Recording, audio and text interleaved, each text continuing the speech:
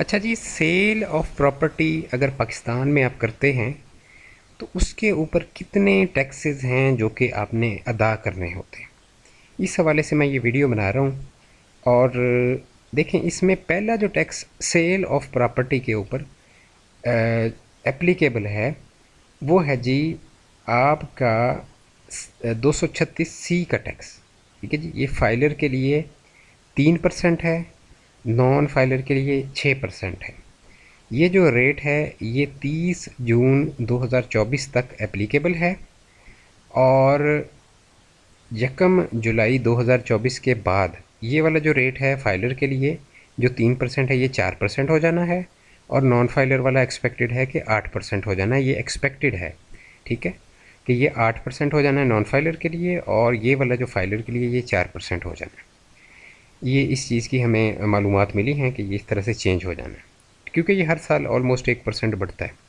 ठीक है जी, उसके बाद जनाब कैपिटल गेन टैक्स होता है सेकंड वाला। ये जो पहला टैक्स मैंने आपको बताया ये तमाम किस्म की प्रॉपर्टीज़ के ऊपर सेम होता है, चाहे एग्रीकल्चरल प्रॉपर्टी हो, चाहे रहायशी हो, चाहे कमर्शियल प्रॉपर्टी हो, चाहे कोई प्लॉट हो खाली, तो ये जो टैक्स है ये सेम रहता है।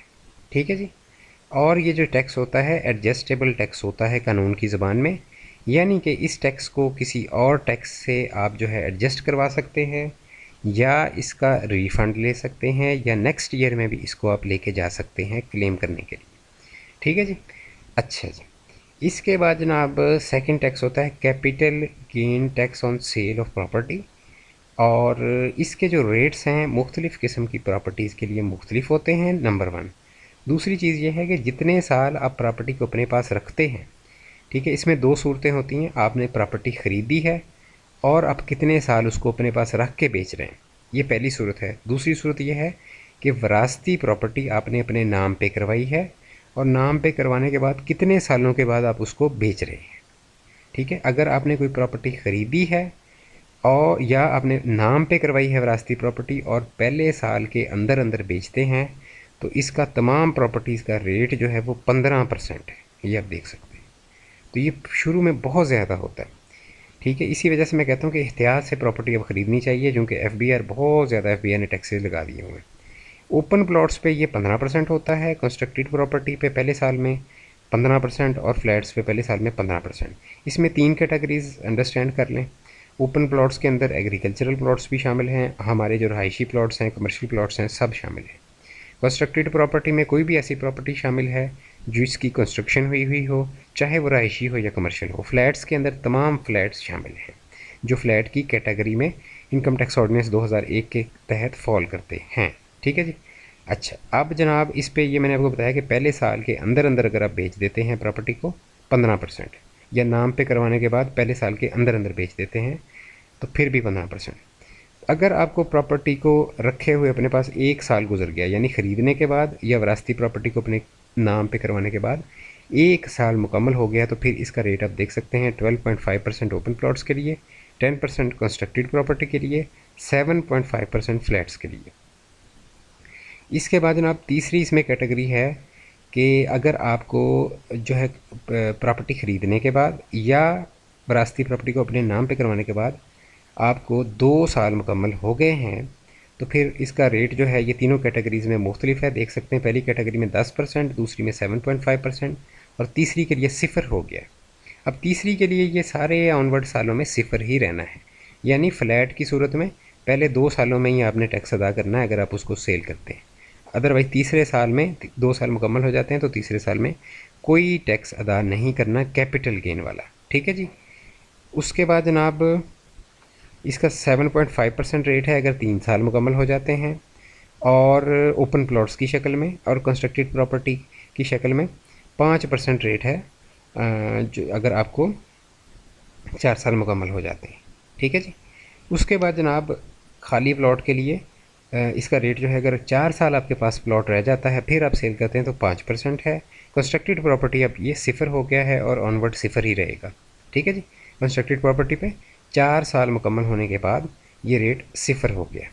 उसके बाद जनाब होल्डिंग पीरियड आपका जो है वो 5 साल, अगर यानी 5 साल आपने इस प्लॉट को अपने पास रखा है फिर बेच रहे हैं तो 2.5% ओपन प्लॉट्स पे लगेगा। कंस्ट्रक्टेड प्रॉपर्टी फ्लैट्स पे 0 है। इसके बाद जनाब ये किसी भी प्रॉपर्टी पे, हर किस्म की प्रॉपर्टी पे 6 साल मुकम्मल होने के बाद ये सिफर ही है, ठीक है। तो लेकिन इसमें ये बात याद रखिएगा, फ्लैट्स पे 2 साल मुकम्मल होने पे ये सिफर हो जाता है, कंस्ट्रक्टेड प्रॉपर्टी पे 4 साल मुकम्मल होने पे ये सिफर हो जाता है, ओपन प्लॉट्स पे 6 साल मुकम्मल होने पे ये सिफर हो जाता है, ठीक है जी। तो इसके बाद ये आप देख सकते हैं कि हर प्रॉपर्टी, हर केस का टैक्स यहाँ पे डिफरेंट बनता है, ठीक है जी। हर किस्म की प्रॉपर्टी का और उसको आपने कितने साल अपने पास रखा है, उस हिसाब से ये टैक्स जो है हर एक बंदे के लिए डिफरेंट बन रहा होता है। तीसरा टैक्स होता है जनाब 7E का टैक्स, और ये जो टैक्स है ये पंजाब में 2024 में एप्लीकेबल हुआ है हाई कोर्ट के ऑर्डर की वजह से, ठीक है जी। क्योंकि ये सस्पेंड हुआ था, बाकी प्रोविंसेस में ये पहले एप्लीकेबल हो गया था। तो ये 1% of fair market value of capital asset, ठीक है जी, पर ईयर, इस हिसाब से एप्लीकेबल है, ठीक है जी। 1% of fair market value of capital asset per year in Punjab. बाकी जो सिंध या NWFP या जो हमारा गिलगित बल्तिस्तान है, ठीक है जी, या बलूचिस्तान है, इनके जो भी हाई कोर्ट्स के ऑर्डर हुए हैं इसके मुताबिक जिधर 0.5% है वहाँ पे 0.5 चार्ज करेंगे पर ईयर, ठीक है जी। फेयर मार्केट वैल्यू प्रॉपर्टी की आपने FBR की वेबसाइट से देख के उसका जो भी परसेंटेज सूबे में आपके एप्लीकेबल है उस हिसाब से कैलकुलेट करना है, और आपने ये देखना है कि ये आपके सूबे में कब से एप्लीकेबल था। 1% सालाना ये आपने अदा करना है, ठीक है जी। अच्छा, अब यहाँ पे ये ख़त्म हो गया, ये 3 टैक्स मैंने आपके साथ शेयर किए हैं। अब मैं एक मिसाल आपके साथ जो है वो अगर शेयर कर लूँ यहाँ पे इस वीडियो में, कि एक प्रॉपर्टी है, मिसाल के तौर पे आप ले लें कि ये एक कस्टमर ने ख़रीदी है, 1 साल के बाद बेच रहा है, और ये रहायशी प्लॉट है और ये बंदा फाइलर है। तो इसको पहला जो टैक्स पड़ेगा 3% पड़ेगा, ठीक है जी। 1 साल के बाद बेच रहा है तो दूसरा जो टैक्स पड़ेगा वो 12.5% पड़ेगा, क्योंकि प्लॉट है। तो प्लॉट के ऊपर 12.5 में 3 जमा कर लें, ठीक है जी, 13, 14, 15, 15.5% यहीं पे हो गया, ठीक है जी। इसके बाद 1% यहाँ पे पड़ना है फेयर मार्केट वैल्यू का, ठीक है जी। 1% फेयर मार्केट वैल्यू के यहाँ पे पड़ना है, और ये किसी का 2 साल का पड़ना है, किसी का 1 साल का पड़ना है, किसी का 3 साल का पड़ना है, ठीक है जी। तो 15.5% पीछे तक हुआ था, 2 टैक्सेज जो थे। तो ये तीसरा टैक्स जो है ये अगर 1% है तो 16.5% हो जाएगा, 2% है तो 17.5% हो जाएगा, और अगर 3% है आपके सूबे में, यानी 3 सालों से अगर एप्लीकेबल है, तो ये 18.5% तक चला जाएगा। तो इसका मतलब है कि ये ठीक ठाक टैक्सेशन आपको प्रॉपर्टी सेल करते वक्त होती है। अप्रॉक्सीमेटली जो प्रॉपर्टी आप फ़ौरन बेच देते हैं उसके ऊपर आपको 20% तक टैक्सेशन हो रही है। कुछ प्रॉपर्टीज़ के ऊपर आपको 20% से भी ज़्यादा टैक्सेशन हो रही है। इस वजह से जो भी प्लॉट आपने ख़रीदना है या प्रॉपर्टी ख़रीदनी है, बहुत सोच समझ के ख़रीदें, क्योंकि जो भी आपने प्लॉट ख़रीदना है वो आपने अगले 100 साल, बल्कि मैं कहूँगा 500 साल आपने रखना है।